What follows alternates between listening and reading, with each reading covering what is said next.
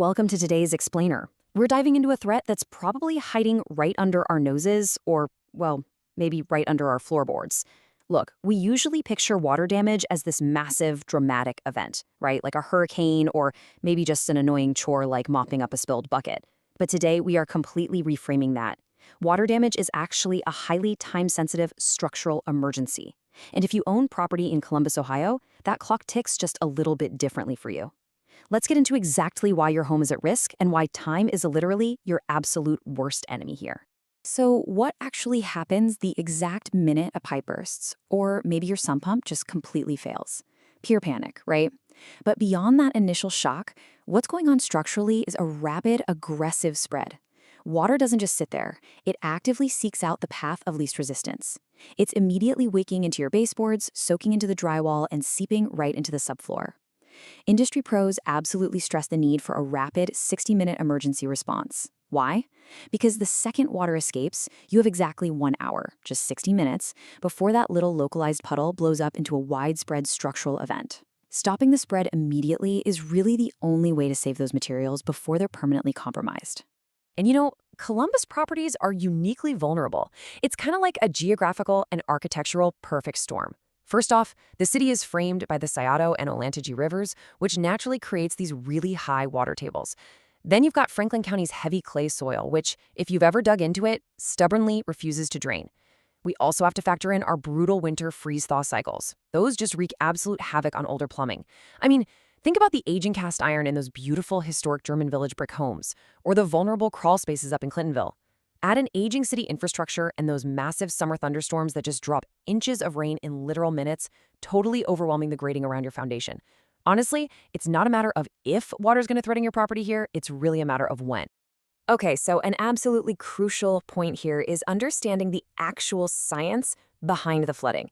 If you've ever had a Columbus basement flood during a spring thaw and thought, man, what did I do wrong? Well, this next concept is for you. It's called hydrostatic pressure. And this is great because it shifts the blame from you, the homeowner, right back to geological forces. Remember that dense clay soil we just talked about? It doesn't let water pass through. Instead, it holds it like a giant sponge right against your foundation walls. The sheer weight of thousands of gallons of trapped water creates an incredibly intense physical force. That's hydrostatic pressure, and it literally pushes moisture through every microscopic crack, cove joint, and floor seam in your basement. You definitely can't outbucket hydrostatic pressure. It is a full-on force of nature. Moving on to Section 1, a race against time. Let's see how this threat escalates.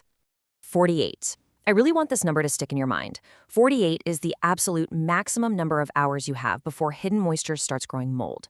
Think about those intensely humid conditions we get here in Ohio. When water intrudes, it creates this perfect, nasty little microclimate inside your wall cavities and right under your carpets. After 48 hours, water damage stops being just a structural problem and officially crosses the line into a biological hazard. Because, guys, water damage is an escalating biological event. It's not just a static puddle you can ignore. At minute 1, water's already leaking up the drywall. By hours 24 to 48, invisible mold spores are colonizing inside those hidden wall cavities where it's dark and damp. And then, looking at days 3 to 5, well, that is the typical timeline it takes for massive industrial equipment running 24/7 to reach what professionals call a dry standard. If you aren't starting that drying process on day 1, you are basically guaranteeing that mold is going to win the race by day 3. Now, let's jump right into Section 2, categorizing the threat. So, treating all floods the same, that is incredibly dangerous. According to exact industry classifications, Category 1 is clean water, safe from a broken supply line. Bad for your house, sure, but relatively safe for you. Then there's Category 2, which is gray water. Think of a washing machine overflowing. This water actually contains contaminants that can cause illness. But then we have Category 3, black water. This is the really bad stuff, a sewage backup or a river flood. This is grossly contaminated. It's a literal biohazard. It requires specialized protective equipment and EPA-registered antimicrobials. You cannot, I repeat, cannot just mop up Category 3 water. You have to surgically remove that contamination. And that brings us to a really crucial caveat about our ticking clock. Clean Category 1 water from a burst pipe, it absolutely doesn't stay Category 1 forever. If that clean water is just left stagnant in your basement or crawl space for a few days, bacterial growth completely changes its chemical makeup. It literally degrades right into Category 3 black water. So delaying your response doesn't just multiply the health danger to your family, it multiplies the financial cost to restore your home.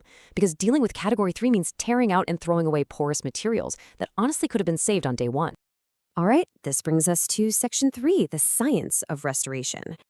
Now, here is a massive and honestly very costly DIY myth that we absolutely need to bust right now. Surface drying is not enough. You simply cannot just aim a standard box fan at a wet carpet, wait for it to feel dry to the touch, and call it a day. Water hides. It seeps under baseboards. It soaks deep into fiberglass insulation, and it penetrates right into the wooden subflooring. The surface might feel totally dry to you, but a foot behind that drywall, it is still a complete swamp.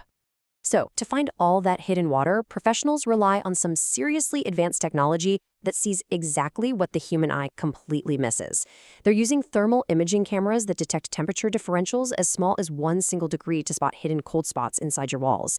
They use penetrating moisture meters to measure exactly how wet the wood framing actually is, and they aren't just guessing at how many fans to throw in a room. They use complex psychrometric charts to calculate the exact evaporation rate needed for your specific room size and humidity level. Then they deploy heavy-duty commercial air movers and dehumidifiers to achieve a scientifically verified dry standard. Okay, so how does this all actually come together? Well, it follows a very methodical 3-phase restoration process. First up is emergency water extraction and containment. You just have to get that standing water out and immediately stop the spread. Second is the structural drying we just talked about, which requires daily monitoring and recalibration of all that equipment. And finally, Phase 3. The final restoration and rebuild. Only once everything is certified 100% dry do you actually replace the drywall, the flooring, and the paint.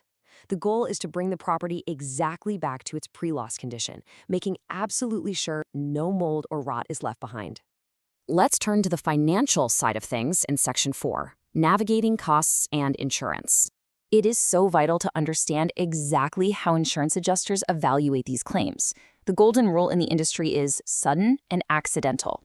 If your washing machine hose randomly bursts or a frozen pipe splits in the dead of winter, that kind of stuff is generally covered. But take a close look at the denied column over there, gradual damage and neglect. If you had this slow drip under your kitchen sink that you kind of just ignored for 6 months and it eventually rots out the floorboards, yeah, insurance is highly likely going to deny that claim, basically citing a failure of routine maintenance. And speaking of denied claims, here is a really hard truth about external water sources that dispels a super common and very costly homeowner misconception. If heavy rain from a massive summer storm floods your basement through those little window wells, or the Scioto River overflows its banks and reaches your house, your standard homeowner's policy will not cover it. Let me say that again for the folks in the back. Standard policies do not cover groundwater flooding. You need a completely separate flood insurance policy for that. Understanding the actual source of your water is totally critical to understanding your financial protection. Which brings us to our final thought for today's explainer.